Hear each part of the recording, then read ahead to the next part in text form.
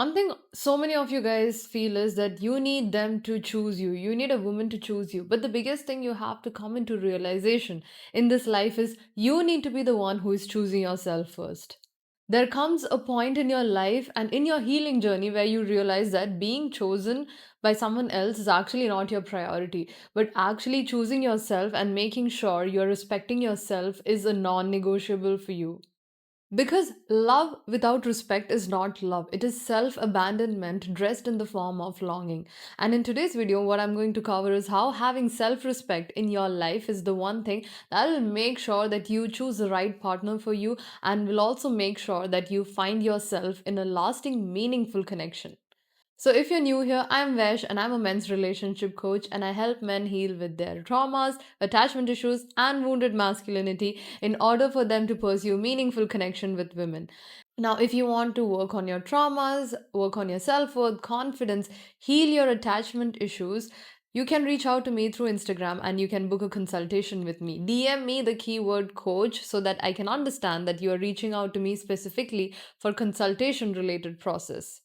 The first thing most of you guys need to develop is the courage to say that this is not enough and this is not something that I want in my life when it comes to a relationship with a woman. And when you go into the process of beginning to love yourself, something magical really happens. You stop accepting breadcrumbs from people. You stop accepting bare minimums from people. You stop accepting bare minimum treatment like respect from someone else, and you don't tolerate anything that doesn't serve you at all. In a way, you find this weird kind of courage when you are in that healing journey, when you're pouring love into yourself, and when you realize your own worth, that you deserve better than the crumbs someone is offering you. And it's not that you suddenly stop loving people or caring for them. Instead, what happens is for the first time in your life, you actually start caring for yourself.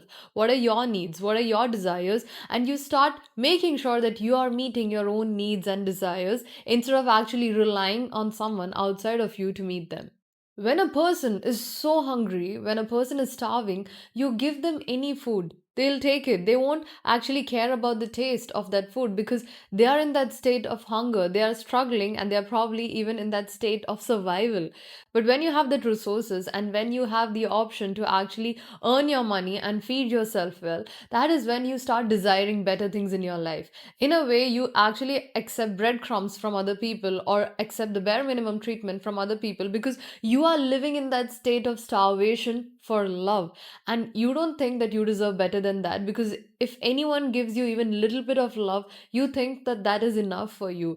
And most of the times this starvation is actually born in our childhood when our needs and our emotional well-being is not really taken care of. And you need to know that you can still love someone, care for them, and still stand up for yourself and be like, this is not meeting my needs. This is not what I want in a relationship, and let go of that. You do not have to hold on to people so tightly for your dear life because most of the times when you do that, it's a form of addiction and not love. The second thing you need to understand is being wanted is not the same as being valued. Anyone can want you. Hundreds of people can actually like you. But that's not the same as someone choosing you and someone showing up for you. When you don't respect yourself, you actually end up settling for being just wanted instead of being valued because that is enough for you. Because you don't treat yourself any better than that, then how would you expect someone else to treat you better? When someone actually wants you, they show up for you based on their convenience. They actually take care of you if they feel convenient. People who usually pull away and come back, they are doing it as per their convenience, and you are settling for them thinking that they actually want you and they value you. No, but if someone actually values you, they will show up for you consistently every single day of your life and not just, few days in a week. Desire without depth is momentary, and validation without presence is actually empty. And you deserve more than being someone else's convenience. You deserve presence. You deserve someone to show up for you, to be there for you when you actually need them, and not actually settle for someone who shows up for you based on their comfort. The third thing I want to talk about is the cost of self abandonment. Usually, people end up so heartbroken not because of the person itself, but because of how many times they self abandoned their own needs when they were in the relationship. Most of the times, you might have been crossed, your boundaries would have been broken, you might have gone through any form of betrayal, but you kept forgiving the person in front of you again and again. And when they do not improve, eventually you find the courage to walk away. But by that time, the damage is already done. You have abandoned yourself so many times that you devalue yourself and you degrade your own self in this whole process. And it takes much more longer to actually get over such heartbreak because you start shaming yourself, you start judging yourself for the effort that you poured in. You keep thinking, oh my god, I showed up for this person so many times, but still they did not see my value.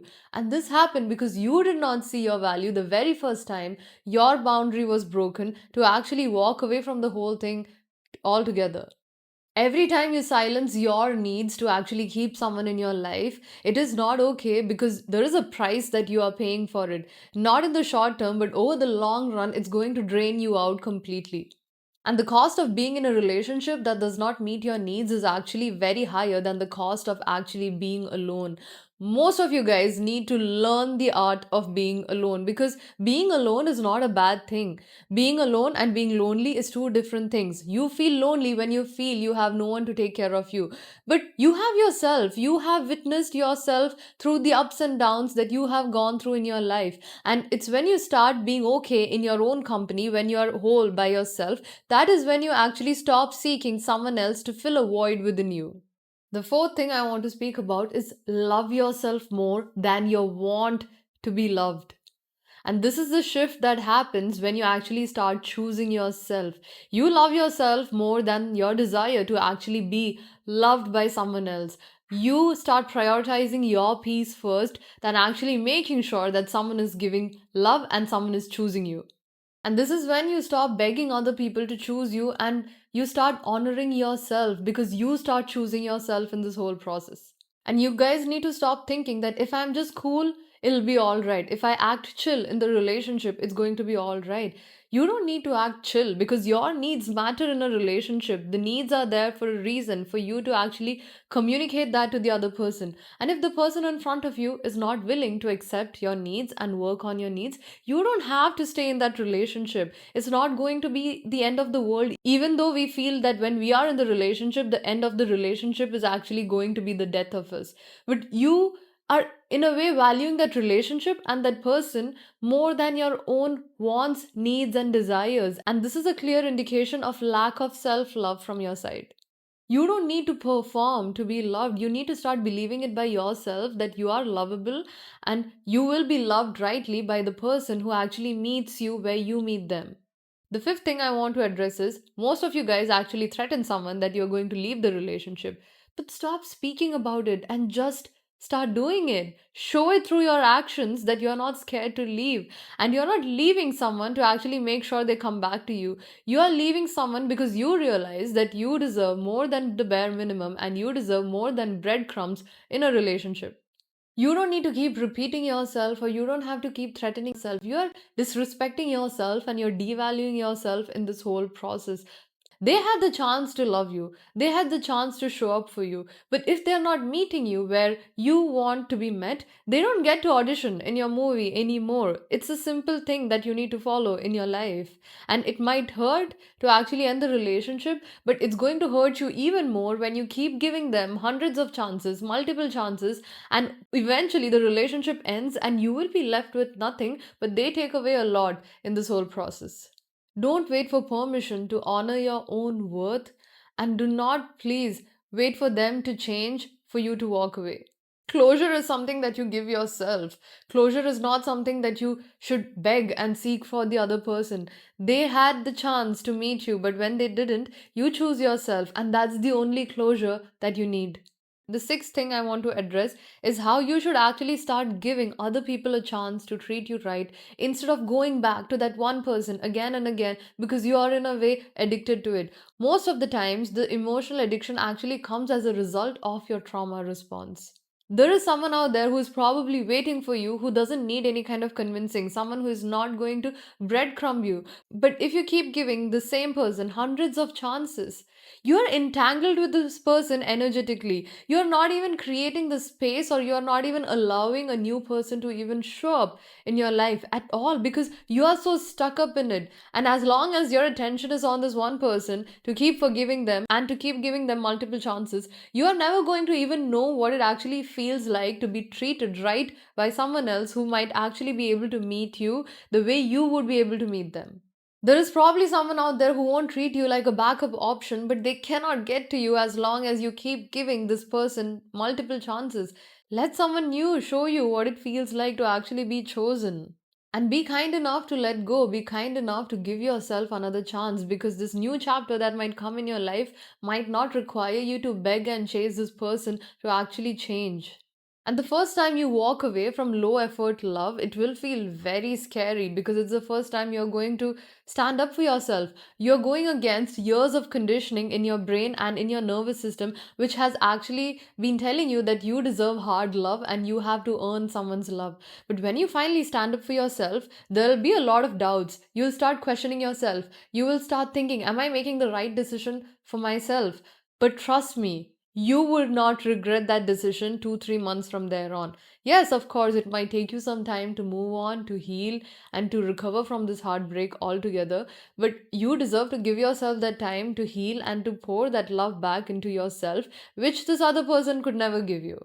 Just because this whole thing of actually setting a boundary and walking away feels new and unfamiliar, don't let your brain fool into thinking that it is wrong. Your ego will start freaking out in this very moment, thinking that you're doing something wrong, but you're exactly doing what you need to be doing. Because if a relationship was good, it shouldn't even have gotten you to a place where you have to reconsider that entire relationship, and you had to consider that if you should walk away from that relationship in the very first place. It is your first step towards building a new standard for yourself, and there is going to come a day, one day, where that familiar chaos in your past will no longer be attractive to you. Now, if you want to work with me in order for you to heal your attachment issues or any heartbreak that you are going through, you can send me a message through Instagram, DM me the keyword coach to book a consultation with me. So remember one thing, you don't need someone else to choose you to validate your worth. You just need to look at the mirror and look at the person's eye that you see in the mirror and tell yourself that you are worthy of good love, you're worthy of being chosen, and you deserve better than the bare minimum treatment someone else is probably giving you in your life. Because the day you realize this, the day you start saying no to someone else, that's the day you start saying yes to yourself. When you stand in self respect and you stop chasing love, that is exactly when you are actually going to attract a healthy relationship into your life.